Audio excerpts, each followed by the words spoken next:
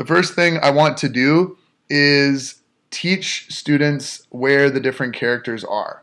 So I generally have them come to the carpet with me, and I do what we call an I do for 3 to 5 minutes. And then we'll do a we do where if I have a smart board, I'll have them move the mouse and come up and click and drag and play around with different pieces. But the most important thing after you're at the carpet and you've taught them the skills for the day is to give them time to work in pairs or independently. Some students prefer to work alone. Some students like working in groups. I will leave it to you with your classroom and how you've set it up and how you want to run that. So I recommend placing the skills that I'm going to show you today on a sheet next to the child, and then you can check off whether or not they have mastered those different topics. And I will have an example of this type of sheet in paper form that you'll be able to print out. So don't worry about creating your own. But the first skill that I teach is exploring sprites. So right over here, you're going to see where it says new sprite. And sprite is just a fancy word for character. So you're going to hover over this blue person or alien, and you'll see it says choose sprite from library. So you're going to click choose sprite from library. And in here, you'll see you have all different kinds of characters. And off to the side, they're nicely organized so that you can find the type of character that you want. So you have animals, fantasy, letters, people. And I generally tell students, it's not going to look exactly like you, but if you find a character that looks close to you, feel free to use it. When telling their recess story, it can be a nonfiction story, a fiction story, or my favorite kind of story, a little bit of both. So for me, I'm going to scroll through and I'm looking for a character that looks like me. Oh, the referee looks kind of like me. I will click him and click OK. So now you have your referee, but you also have this cat. Now, there's no cat in my story, so in order to get rid of the cat, you're going to come up to where the scissors are and click them, and then drag them over the cat and click again to cause the cat to delete. And the next thing we're going to choose is a backdrop. For a backdrop, again, fancy word for setting. So we know the word setting. We use it in teaching all the time. I just tell students that the words have changed. So under backdrop, you're going to select choose backdrop from library. And since I'm telling a story from recess, I'm going to choose the playground. But once again, you can see they're organized. We have indoors, we have outdoors, and you can allow children time to explore these different backdrops and choose what they would like to use.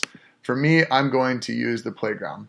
And again, remind students that I know it doesn't look exactly like our playground, but this is certainly a playground and we can add things to it as we go. So now we have me and we have the playground.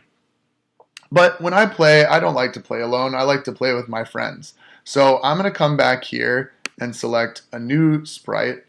And you know what? I'm going to have my friend Joe be a bat. Again, encouraging children to use their imaginations, and it doesn't have to be exactly like they see it. And certainly, I'm sure you've all seen children pretend to be flying animals out on the play yard. So this is very easy for them to stick with, as I'm sure you all know. So now it's time to code for our characters. So we've clicked the scripts tab. If it's stuck on costumes, you definitely want to be on scripts. And then you're going to click events and click and drag when space key is pressed. Now, I do this because if you do when green flag is clicked, every time I go over to a child's computer to test it, I have to find their mouse, go over and click the green flag. With space key, all I have to do is walk next to a computer and hit the space key, and I can see where they're at in their current work progress. So I highly encourage you to do this as well. So when space key is pressed, I want Joe to start over here, and eventually he's going to fly in to me over here. So I'm going to go to motion, and I have to say go to X 182, Y 98. And you'll notice when I move Joe around, the numbers here change on the X and Y coordinates. So there's an imaginary X and Y plane here, and wherever you move them, those numbers change for you. So I'm telling Joe to go here, but then I want Joe to glide over here, over to me. So I'm going to move him there, and then I'm going to click glide. And then to test this, I'm going to hit the stop sign and press space key. Great, it worked. I want myself, when the bat comes over, to run away.